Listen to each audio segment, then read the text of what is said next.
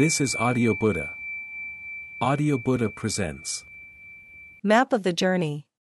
The Progress of Insight. Based on Mahasi Sayadaw's book, Manual of Insight. Talked by Steve Armstrong. Part 1. Overview of the Progress of Insight. I'd like to begin the talk about the map of the journey to awakening by telling a story. I started meditation practice accidentally, as if there was ever such a thing was possible, back in 1975, when the Western students who had practiced in Asia returned to America and started teaching in 1974. I went to the first retreat in 1975. And at that time, mindfulness was not a word in anybody's daily use. It was just a new and unknown thing. But now mindfulness has become kind of a quite well-known phenomenon. It's even on the cover of Time magazine. So things have changed in the last 40 years a lot, in part because of the teachings that were started 40 years ago, and the power and the effectiveness of this practice called mindfulness for affecting dramatic, even if gradual, change in one's life. So I'm happy to give the talks and happy to speak about this path of awakening, because it's what we've all been doing for as long as you've heard of mindfulness and have been trying to practice mindfulness for whatever reason or whatever technique you've used. But I'll tell a little story. After I'd been practicing for about 8 years, doing retreats, week-long retreats, 9-day retreats, even a 3-month retreat in that period of time, I was practicing with a Burmese monk who came to America, Sayadaw U Pandita. And Sayadaw U Pandita was a successor to Mahasi Sayadaw, the book that recently came out. So I was practicing with Sayadaw U Pandita, and I was struggling. I was doing everything I was supposed to do, and I was, paying very close attention, but I was a slow learner. I was a really slow learner. So I was struggling and having a very difficult time. And at some point during the retreat, I don't know, Sayadaw must have asked me a question or something, and I said, well, it was something like, well, what do you think you're doing here? And I said, well, I thought that you just, you learned how to pay attention to the breath, the rising, falling, the abdomen, and you're mindful, and then, poof, someday you get enlightened. And when I said that, he just burst out laughing, because that is kind of how it happens. If you practice mindfulness successfully, then, poof, someday you will awaken to the truth and suffer less.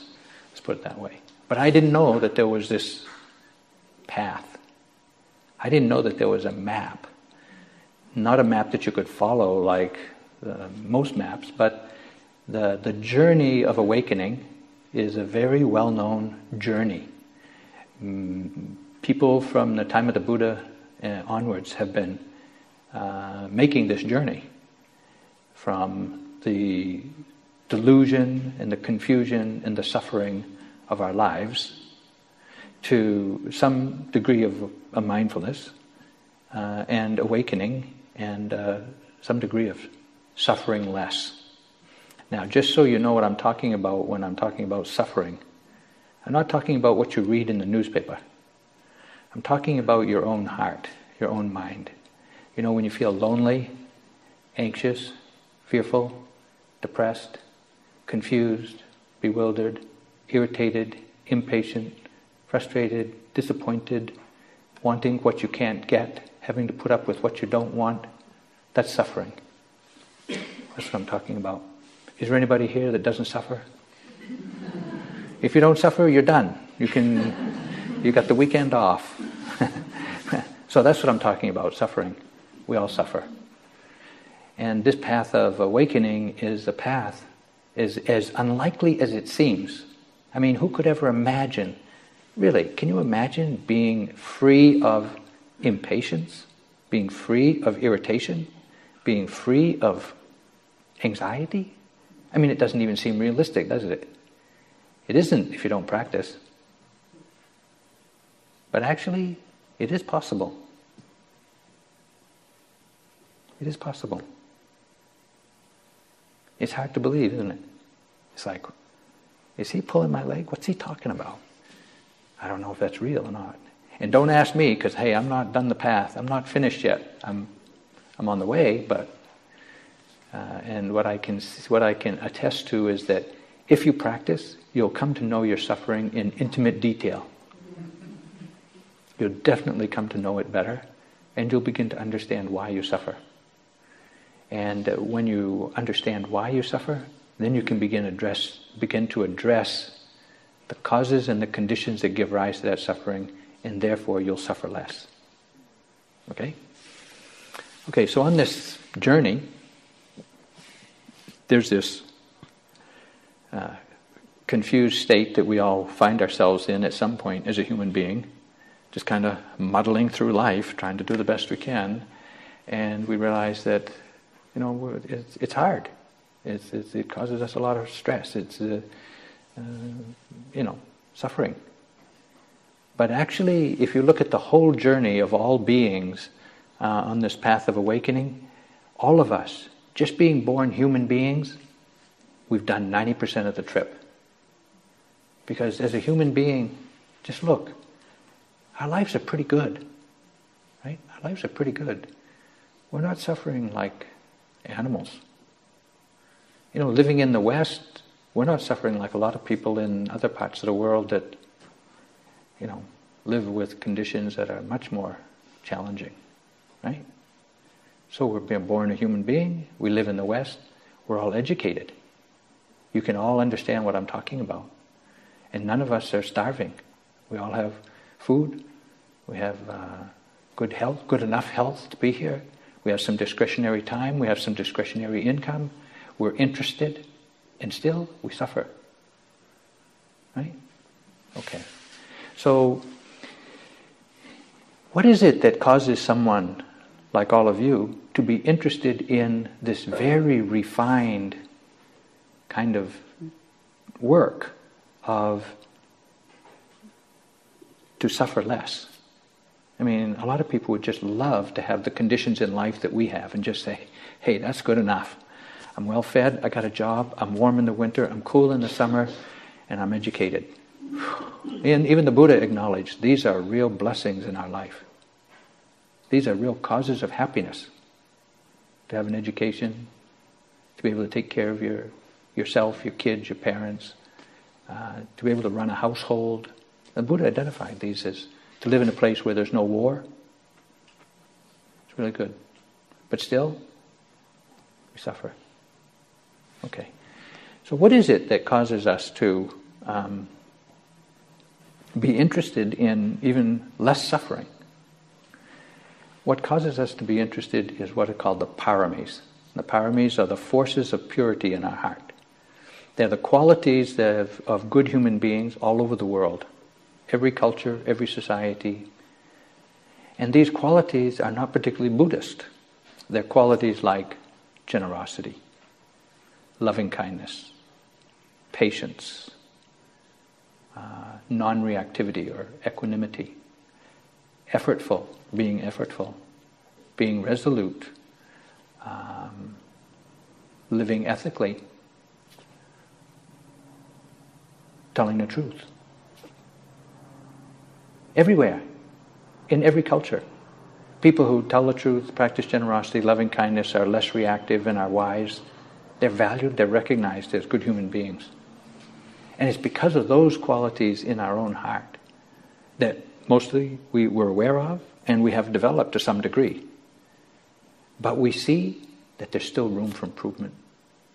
Is there ever a day go by when you don't have the opportunity to practice patience? Yeah? Or practice non-reactivity, being a little more balanced? Yeah, we always have opportunities. We don't always take the opportunity though, do we? So we choose to suffer with impatience, with reactivity, with not quite telling the truth. Just kind of. So we see that while we do have a lot of good qualities, there's room for improvement. The part of the map that I'm going to talk about tonight is that little bit of improvement that still remains. So when you see an iceberg, in the water, it's said that you can only see the top 10%. And so there's 90% of it is invisible. Well, the work that we've done in our lives up till now, to get to the point where we're interested in this map now of awakening, we've done 90%. What I'm going to talk about tonight is the last 10%. Okay? Just to put it in context. We all have a lot of development of the paramis, but we know there's room for improvement. That's what we're doing here. That's what I'm going to talk about. So, here's the map. This little thing called the progress of insight, or the progress of Vipassana knowledge is through the stages of purification.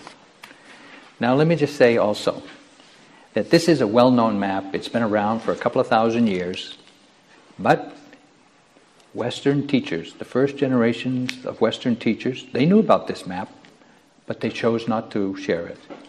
They taught from it, they knew it, but they chose not to share it in quite this way, partly because we are very ambitious, generally. We Westerners, we're very ambitious, we're very determined.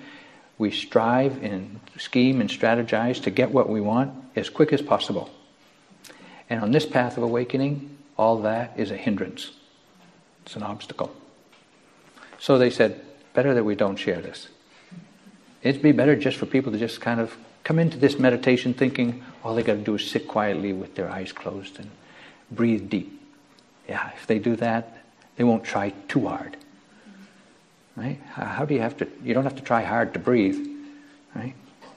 So really, the information was not shared so widely. It was known and it was available, but not so much. A lot of you can practice for years, practice mindfulness, doing retreats here, and never learn that there's a path, or that there's a progression of knowledge that you'll learn to as you move towards awakening.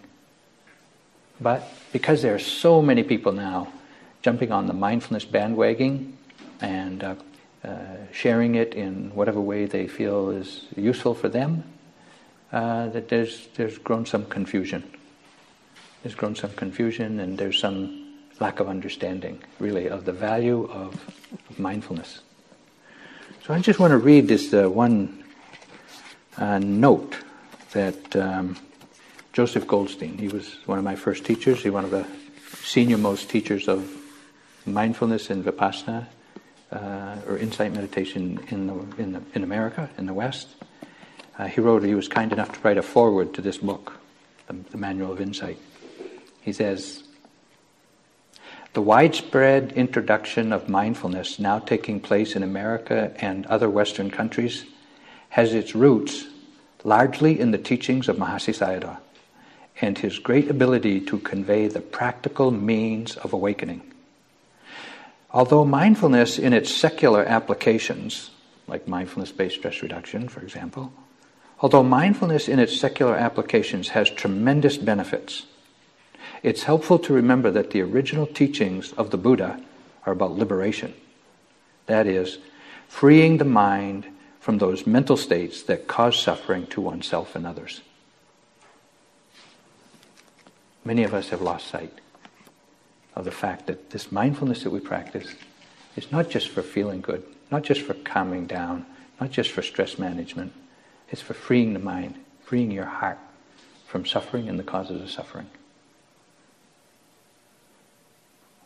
Okay.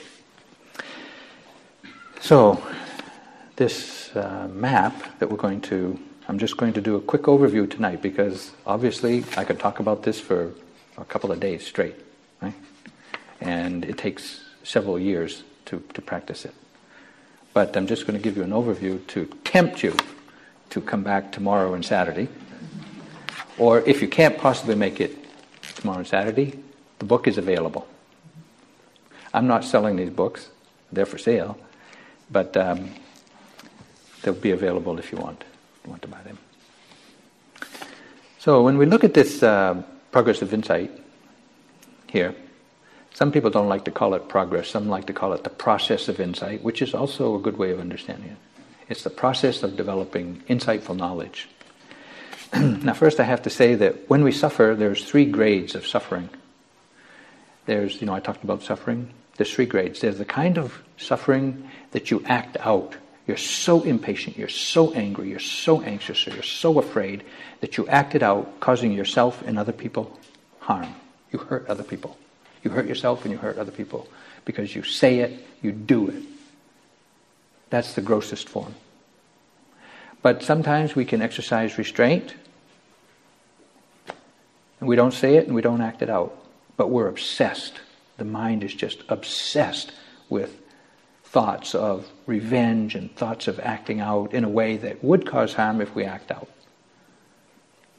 The Buddha gave one practice for exercising restraint of the suffering that causes harm. He gave a second practice for exercising some training of the mind so that you don't obsess so much, that level of suffering.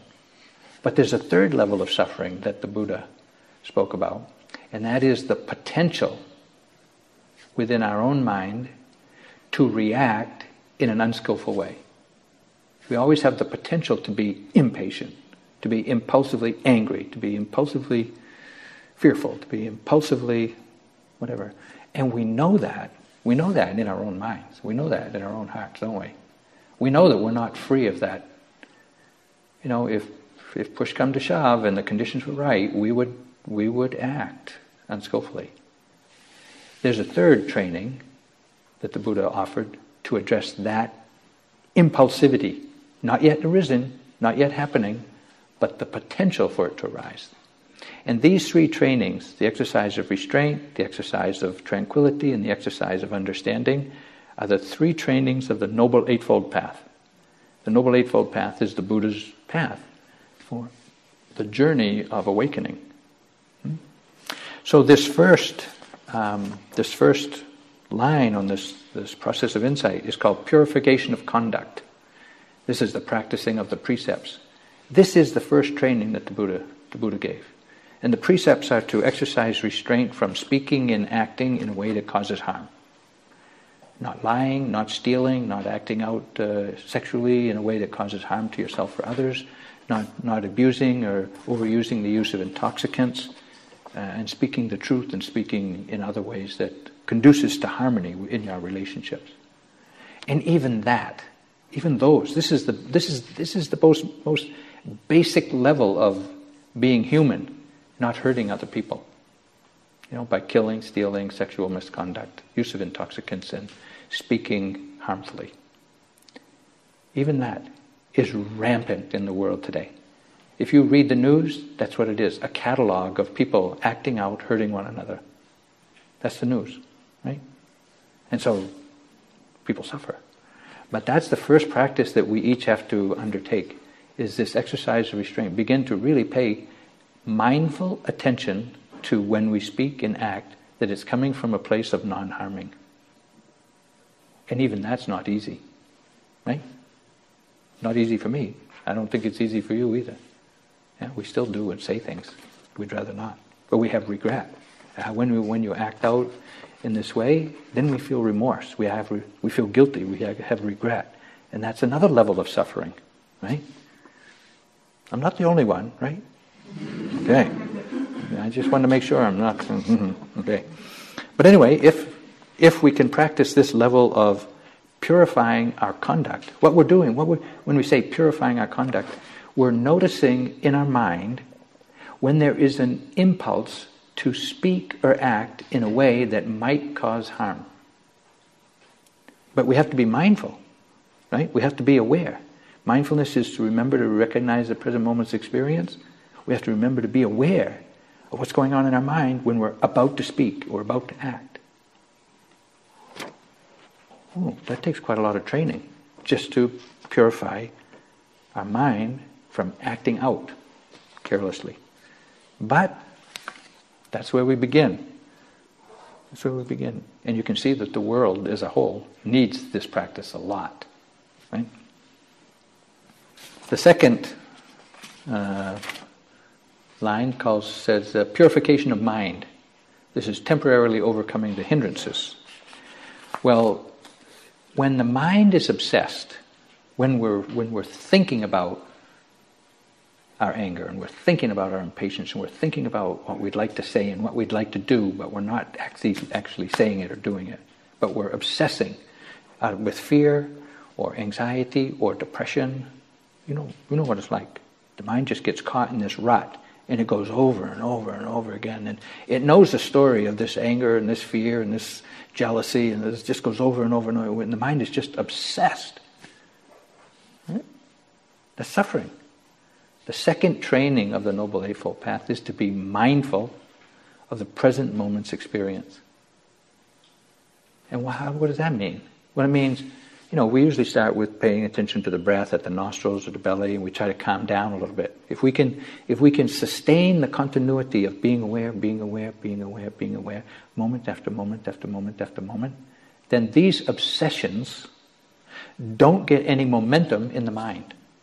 Now, they might arise. Even as you're trying to practice mindfulness, somebody comes in and slams the door. And you're just sitting there minding your own business, and they slam the door, and your mind goes, "Who did that?"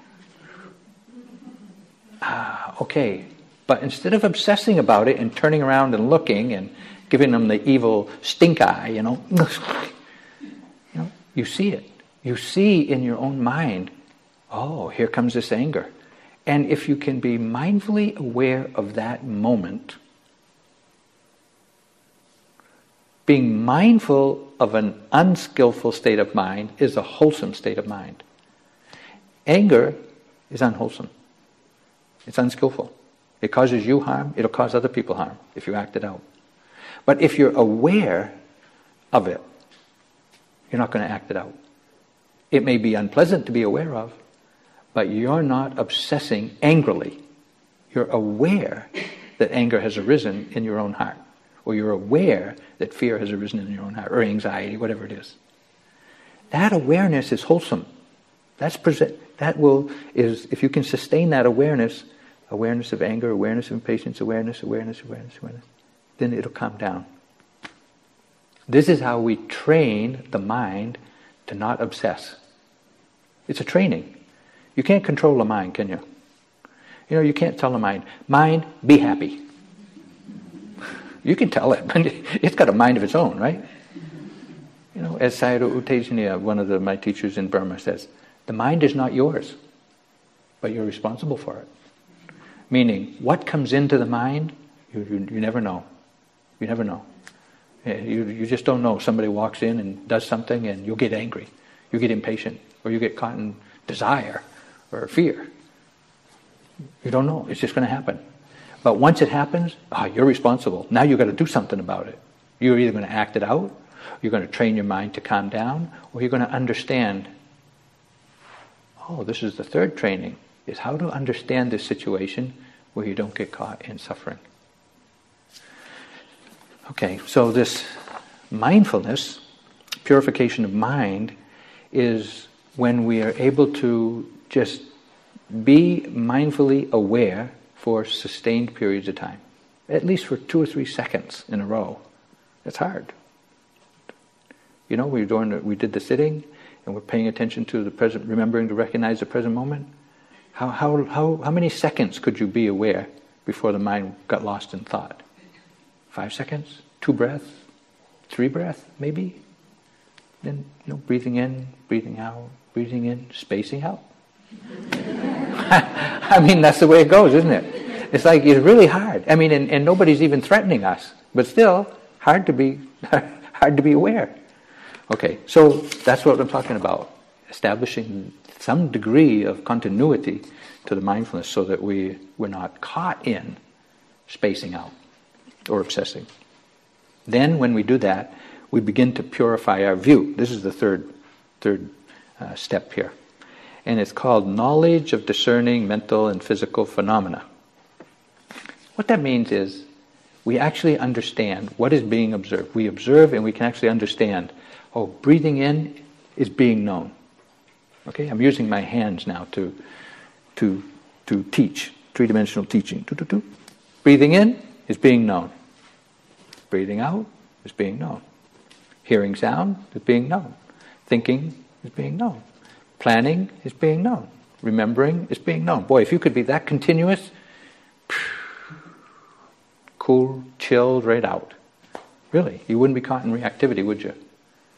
But it's when that knowledge of something being known is continuous, for 3, 4, 5, 10, 15 seconds, wow, then you can really feel the whole mind and body just settle down. 10, 15 seconds. I'm not talking about minutes, I'm talking about seconds. That's how hard it is. Okay, so when we begin to clarify this knowledge discerning mental and physical phenomena, it's when we really have some continuity. We can begin to recognize the whole package, all different kinds of sensations in the body, all different kinds of thoughts in the mind, all kinds of emotional reactivity, where we're not just caught up in it. We don't just get caught up in my anger, my fear, my memories, my plans. We see, oh, remembering is being known. Planning is being known. Fear is being known. Not my fear, I'm afraid. That's not being mindful. That's being entangled. That's being obsessed. Okay, so that's actually it's quite hard. It's quite hard to be continuously aware that something is being known. Something is being known. And to recognize this knowing, this awareness. Quite difficult to get established in this awareness. And partly because we have been the mind has been wandering around in all kinds of thoughts and plans and memories and self-indulgence for, 3, 4, 5, 6, 7, 8, 9 decades. Not 9, there's nobody here with 9 decades, but a long time. So the mind has these habits of just indulging in what it wants to. And so once we start watching it and saying, wait, I'm not going to let it indulge, I'm going to notice what's going on. Ooh, the mind doesn't like that. The actual experience of this stage of practice is extreme agitation, extreme restlessness, and extreme physical pain, discomfort. I should say physical discomfort. You really have to learn to tolerate a tremendous amount of discomfort in the body. Tremendous. I'm not kidding either. To really sit still and to watch your mind, not just to act it out, moving around and looking, and just sit there with it. Okay, you still with me? Okay, we're moving on to purification of overcoming doubt. This is where we begin to, number 2, it's the knowledge of discerning conditionality. Now what this means is everything that occurs, everything that arises to be known, arises due to causes and conditions. Everything. It doesn't happen out of the blue. It happens because certain causes and conditions come into being, and you can recognize them. Now you can begin to see, the causes and conditions that come together to give rise to this experience. The way that we teach you as students to pay attention now is when you sit, when you move, we ask you to notice all your intentions. Okay, for the rest of the talk tonight, I want you to notice every intention before you swallow, before you blink, or before you move the body in any way. Just notice that intention. Okay? So before you nod your head, just know you have the intention to nod your head. Nod, intending, nodding. Okay? Intending, blinking. Intending, swallowing. Intending, turning. Intending, smiling. Intending, frowning. Can you do that? Yeah? Did you notice the intention before you just made that little gesture? No. That's what's required. Yeah? Oh, it means really slowing down the function, the process of the mind, extremely slow, to where you're just noticing everything, so that you notice every little impulse in the mind to turn your head, to swallow, to adjust your posture, move your feet like that. Every little. Okay, you still with me? If you can speed up the noticing, or slow down the activity, the behavior, you'll begin to see all of these intentions. The body does not move without there being an intention. And not just one intention, there's a whole stream of intentions.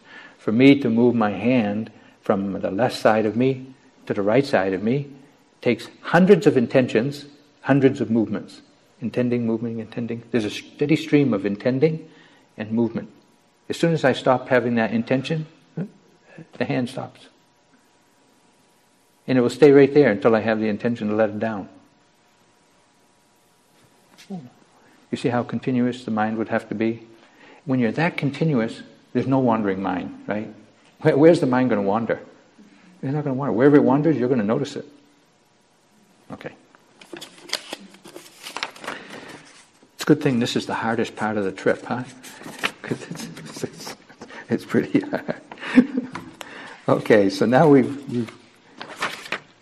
into overcoming doubt. We're seeing conditionality. Oh, here it is. Here it says, the meditator appears grim, gloomy, dull, furious, and weary. I thought we were meditating to kind of get calm and light and open and loving and spacious and kind of peace and love, right? There's some terrain to cover before we get there. But when we're aware of our intentions, then we'll be, At this point, the meditator will encounter considerable amounts of unbearable discomfort in the body. Stiffness, heat, pain, tingling, aching, itching, spasms, heaviness, a lot of itchiness. And as soon as you notice the itchiness in one place, it moves to another place. And the heat gets so hot, you feel it all over the body. And when you look at it anywhere, it moves to another place. And it tends to, as soon as you see it at one place, it disappears and it moves someplace else. At this point, there's no satisfaction in your practice. This is why Mahasi Sayadaw says, you can read the book, but you better get a teacher too. Because if you have a teacher who's been through this, they'll know how to guide you through it. If you're just practicing from the book and you run into stuff like this, you're going to say, this can't be right. This can't be right. I thought it was all about, frankly, when I started practicing meditation, I thought it was something about kind of sitting down and getting into a space that's something like drugs, something like a stoned, calm, light, high feeling. Hey, yeah, I'm meditating good. Yeah. No, that's not what it's like. That's not what it's like at all. So, now let me just remind you that I haven't said much about the three characteristics, which are dukkha, anicca, and anatta, or I've talked about pain in the body, that's dukkha. But I haven't talked about the insights into impermanence and the insight into conditionality much. But this is what vipassana means. Vipassana means to see the characteristics of impermanence, that whatever we experience, whatever arises and is known, disappears. Yeah, everything. It's just momentary. It's gone. Arises, gone. Arises, gone. Eventually we begin to see that. Whatever we're observing, the breath, breathing in, disappears. Breathing out, disappears. Itching, disappears. Heat, disappears. Everything disappears. So when we start to see this in our experience, I don't mean breathing in is something. I mean that there's something that disappears. Of course we know we breathe in and we breathe out, we breathe in and breathe out. But whatever we're feeling, we want to see at the time it actually occurs. This itching arises, pain. When pain arises in the body. Anybody that doesn't ever have any pain in the body? Okay. So when you have pain in the body and you put your attention on it, what happens to it? Huh? It gets worse. Or it moves. Or it changes. Or sometimes it disappears. Something happens to it. Vipassana is learning how to observe experience so that you begin to see these three characteristics. You begin to see how they change, how impermanent they are. We begin to see how unpleasant they are. Either they're painful or they're unstable. So, if you sit down and out of just pure sheer luck, you have a good sitting, a part of a good sitting, for the first 10 minutes of the sitting, it's like, wow, the body's comfortable, the mind is clear. Whew. We say, wow, this is it. Finally, I got it. For about 10 minutes, or 3 minutes, and then it changes. So we begin to see that things are impermanent. We see that things are not satisfying because they're not stable, and they arise due to causes and conditions mostly out of our control. Once we start seeing this, the mind is really upset. The mind really gets upset. Because we live our life trying to have things stabilized, try to have things satisfying, try to have things stable in our lives and predictable and something you can rely on. And we always like to think that we're in control. And what we're finding out through practice at this point is you're not in control, things aren't stable, and they're not very satisfying. So when you see this over and over and over again, throughout all your sitting, you have a lot of reaction. You get upset, you get afraid, you get fearful, you get judgmental, you criticize yourself, you certainly blame the teacher a lot. I mean, this is natural. This is what happens. But this is the knowledge that we have to gain. I can see that I'm going to have to kind of speed up or shrink the journey. But let me just say that much of the rest of the journey is refining our understanding of these three characteristics. Okay? So I'm going to just point to number 3, the Vipassana knowledge of comprehension. This is where we begin to recognize these three characteristics, and it's called the rolling up the mat, the first of the 3 rolling up the mat stage, meaning it is so painful, and it's so frustrating, and it's so unsatisfactory, and it's so intolerable, you just want to roll up the mat and go home and say, the heck with it, I'm not going to do this. And everybody feels this at this stage. Everybody. And if you don't have a teacher that says, wait, sit there, just kind of bear with it, just see if you can be with it, and see, come on, you can do it. You'll go home. You'll go home. So you need a teacher to do this. But if you can stabilize a little bit with that level of discomfort and that level of insecurity and that level of things being out of control, so to speak, stabilize and just keep noticing all of that and all your reactions to it, you get to this place called pseudo-nibbana. Pseudo-nibbana. It's where all the spiritual goodies start to arise. And you have some periods of great tranquility. You have some place of just effortless energy. You have some place of just bursting faith. You just have so much confidence and so much faith in the Buddha and the teachers and yourself. And you just feel so in love with the Dharma. And you start to feel rapture, or you start to have goosebumps, and you just feel excited, and you feel joyful, and you get ecstatic, and you just have thrills and chills in the body and the mind. It's just like unbelievable, super pleasant. And then there's this calm, sukha, happy comfort of mind and body, where the body is just suffused with the most pleasant feelings you've ever felt in your life. Really, I'm not kidding. These spiritual goodies, they will come. They're natural. They occur at a certain stage in the path. A lot of religious or spiritual traditions have these experiences as their goal. Ecstasy, union with one or union with all, bliss. Some of these are considered, the goal of some spiritual practices. But in this journey of awakening, they're scenic turnouts on the route only. When you're on a trip and you're going from here to there, sometimes they have these little scenic turnouts, and you kind of pull off to the side of the road and you take a look and say, oh, that's so pleasant, that's so nice, it's a wonderful sunset, nice mountains, yes, this is wonderful, this is going to be a great place to live for another 5 minutes. And then after 15 minutes, boring, right? It's just like, yeah, I seen that mountain, I seen that lake, I seen that sunset, so what? That's what happens with bliss, ecstasy, happiness, joy, comfort, lightness of mind. Been there, done that. What's so hot about that? And when you finally get kind of fed up with that, all those spiritual goodies, then you're ready to move on. But it's not easy to let go of bliss. It's not easy to let go of ecstasy. It's not easy to let go of this extreme pleasantness in the body and the mind, right? Right? It's very difficult. Because, and here I have to point, I just reviewed number 4. You know, all those lights, rapture, tranquility, resolve, effortless energy, happiness, piercing insight, knowledge, equanimity, delight. I just kind of reviewed those.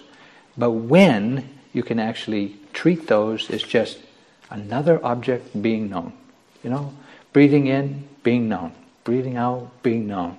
Itching, being known. Heat, being known. Bliss, being known. Ecstasy, being known. Delight, being known. Unbelievable, exquisite, heavenly pleasure, being known. So what? Just when you can actually have that kind of continuity of awareness and you're not hung up on any of those things, then you can kind of mature at this stage called mature arising and passing away. Just before number 5. Mature arising and passing away. Okay? Let me tell you, this is as good as it gets. That's as good as it gets. Really, it is just exceptional. And everybody at this stage says, this has got to be it. First you think all these extraordinary spiritual goodies. And what distinguishes them from being spiritual goodies is when they occur, you will think, now I'm enlightened. And you'll also think, I bet my teacher has never experienced anything like this. Now, U Pandita, my teacher, when I was practicing in Burma, he would say, oh yeah, when you get to experience these things, you'll think, oh, I bet my teacher hasn't even experienced this. This is so good. How could anybody have experienced this and not have told me about it, you know? And he says, but when you get to there and you have that, you'll think, your teacher doesn't know that. So I'm telling you, when you get there, you're going to think, I don't know what I'm talking about, that I've never experienced these things. Right? You will. And you'll also think, this must be enlightenment. This must be what they're talking about. This has got to be, nothing could be any better than this. And that's right, nothing could be any better than this until you move on. Then it gets worse. Okay? So I mean, I'm just giving you a rough map. I'm going to spend more time on all these things over the weekend. But number 5. Number 5 is Vipassana knowledge of dissolution. This begins the dukkha jnanas. Now, this is the second place where we want to roll up the mat and go home. Because remember the truth of dukkha. There's the first noble truth of the Buddha's 4 noble truths is the truth of dukkha. There's pain in life. There's unsatisfactoriness in life. There's insecurity in life. There's oppression in life. There's difficulties in life, right? That's the first noble truth, dukkha.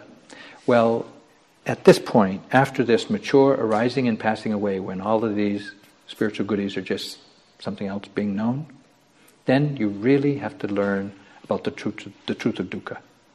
And this is when the knowledge of dukkha really comes into your mind. Okay?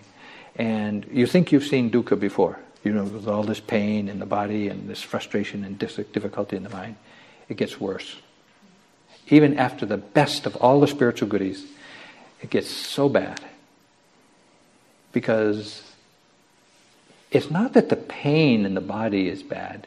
It's that your confidence in experience your confidence that experience will be satisfactory is completely undermined.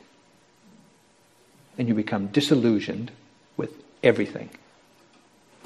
Disillusioned. Now, when I say you become disillusioned, you think, oh my God, you know, disillusioned. You know, when you generally when we say, oh, I'm disillusioned with that person, I'm disillusioned with that person, I'm disillusioned with that course, I'm disillusioned with that whatever. We think, well, you know, they weren't as promised. You know, they're not as good as they made it out to be, right? But actually, if you become disillusioned, it means you're no longer under the illusion of something. So actually, disillusionment is wisdom. Unfortunately, the wisdom that we have to learn is the truth of dukkha. That things are really not ever going to be satisfying. Are you still with me? Nobody's getting up to leave yet, okay? I can see some people looking at the door, but that's okay. The learning about the truth of dukkha really involves seeing the disillusionment. And it can be you can really get pretty weary, you start to not trust your teacher anymore. You certainly don't trust yourself. You feel like your practice is really, after all that good blissy stuff, you think, oh, my practice has gone backwards. But actually, it's moving forwards. You can't believe it. You can't believe it. You will definitely think your practice is falling apart. And if you don't have a teacher, you definitely will go home. You'll stop practicing. Okay? Just take my word for it. You will.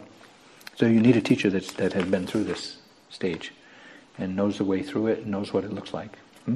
So they can sympathize with you. They can't take it away from you. You still have to do it. But number 6, 7, and 8, you can see knowledge of fear experience becomes fearful. Something that you just fear getting involved in. Why get involved in that? It's just going to be dukkha.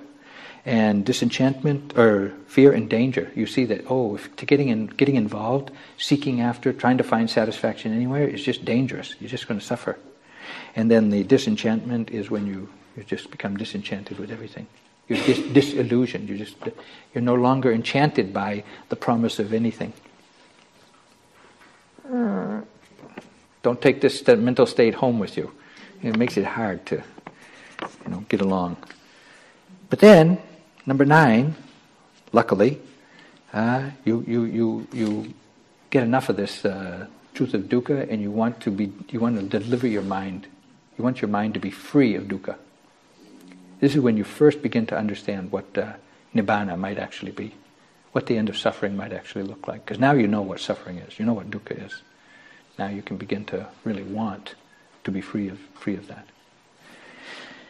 And so you make a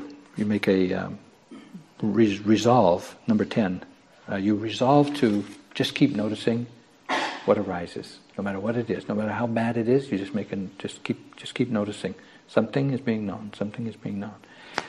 Well, I wish I could say that it was just all light and love and a lot of loving kindness and peace and just compassion for everybody, but that's not what's happening at this stage of the game. Okay, bear with me. We'll get there. When you've kind of wandered through this stages of disenchantment, fear, danger, disenchantment, and desire for deliverance, again, there's another third rolling up the mat stage, where again, all of that kind of pain and itchiness and heat and unbearable restlessness in the mind comes back, and you'll think, I'm bad. I've fallen from something to something worse, and it's not true. It takes a while to get through this stage, but it'll come. But if you just keep remembering, just something being known, something being known. Don't get upset. Don't get too excited. Don't get too fearful. Don't get too wigged out about it. It's just something being known. Something being known. What we're doing is we're strengthening this continuity of recognizing the knowing. The awareness is getting really, really strong, where it doesn't matter what comes into the mind, you will recognize it. You'll recognize the awareness of it. So awareness is becoming really, really strong. Okay, it doesn't waver with anything.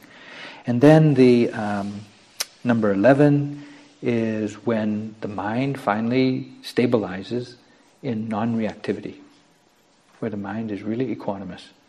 It doesn't matter what arises in your experience. You have profound understanding what it is, and you're not expecting it to be satisfying, and it's not painful anymore either. And then the mind is really equanimous, meaning it's not caught in a reactivity. Even if something's pleasant, it doesn't get excited about it. If something's unpleasant, it doesn't get excited about that. No more fear, no more desire, no more seeking after anything other than just being aware, just being aware, just being aware. And the mind becomes very subtle, very light. The body becomes very light, the body becomes very subtle, almost insubstantial. That would have to be the best definition. I was telling, I think at one of my last retreats, I was telling about this stage of practice. I was a monk in Burma, and when I had a lot of equanimity, that the body is so light and so insubstantial, I couldn't feel my clothes, my robes, my monastic robes, on my body. And so before I would go from my room, I'd have to look, make sure I had my clothes on, my robes, because I couldn't feel anything. And when I would walk on the ground to go to meals, it was like I had to kind of really pay attention to make sure I was touching the ground. Of course I was touching the ground, but you don't feel it. It's like the body is so light. And it's like the body is only as substantial as mist. Mist. You know, nothing any more solid than that. That was the experience of equanimity. It's not pleasant, but it's certainly not unpleasant. It's just insubstantial. So when the mind has that kind of equanimity, the instruction is to just sustain the continuity of your practice longer and longer. So for hours at a time, whether it's just sitting or walking, just hours and hours. And often at the equanimity stage of practice, you don't need to sleep much, hardly at all. For weeks, you don't have to sleep. The mind is just not reacting, it's not wasting energy, it's not thinking about anything. It's very stable, balanced, non-reactive to everything. And so the knowledge of the three characteristics, the knowledge of impermanence, becomes super clear and continuous. The knowledge of dukkha becomes super clear and continuous. The knowledge of anatta, or the selfless nature, the conditional nature of experience, becomes very clear and continuous. So when the mind is not reacting to anything, it's not holding on to anything, it's not pushing away anything, the mind is in perfect balance, it's not seeking, and it's not resisting anything. Then it's possible that the mind might fall into the unconditioned. This is number 15. It kind of zips through 12, 13, 14, 15, all in a split second. But this is a moment of enlightenment, where the mind falls into the unconditioned, tastes nibbana, and understands the reality. There's some perception of the reality of nibbana, which is the end of suffering. It's not a state that you stay in. It's not like you hang out there for days or weeks or anything like that. But it has a radically transformative experience to the mind. Radically transforms the mind. The mind will never go back to the way it was before. And this path knowledge, number 12, path knowledge, is where one falls into the stream or becomes a stream enterer or realizes nibbana for the first time. And it's a reality that can be known. It has no size, shape, color, no texture. There's nothing you can say about it except it has the characteristic of peacefulness. Peacefulness, not just tranquility, but peacefulness. And that's the only characteristic that it has. And then beyond that, there's a way to further refine the mind. Because when the first stage of enlightenment, or the first glimpse of nibbana, only some of your suffering is uprooted. The suffering of doubt, uprooted. The belief in there being a me in here to whom this is happening, that is uprooted. And the beliefs in rites and rituals as a vehicle for awakening, for freeing the heart from suffering, that is also uprooted. But most aversion, most desire, or the grossest forms of aversion and desire and confusion are also uprooted. There's still some aversion, there's still some desire, and there's still some confusion, of course. So we have to keep practicing. But the grossest forms is uprooted at first stage. So your life is changed forever. Forever. Not just for the rest of the retreat, not just for the rest of the day, not even just this lifetime, but this lifetime and all subsequent lifetimes if you believe in that stuff. That's why it's so important to practice, to understand that there is a path. It leads to this realization of the unconditioned. And if you take this path, if you develop this path and you realize the unconditioned, then your life will be forever changed. I mean, this lifetime and all subsequent lifetimes. That's why in Burma, they emphasize, practicing until you realize the first stage of enlightenment, until you see Nibbana for the first time. This book is the map. This journey that I've just kind of run over in 20 minutes, 30 minutes, is all detailed in this book. It's just a map. It's not the journey. You can look at the map all you want. You can know the map inside out, but you still have to take the journey. But it gives you confidence. If you can see the map, if you can understand the map, if you know that there are other people who have taken this journey and realized the unconditioned, then you can feel confidence in doing your own practice. We're not just looking for stress reduction here, folks. That's good, but there's so much more that's available.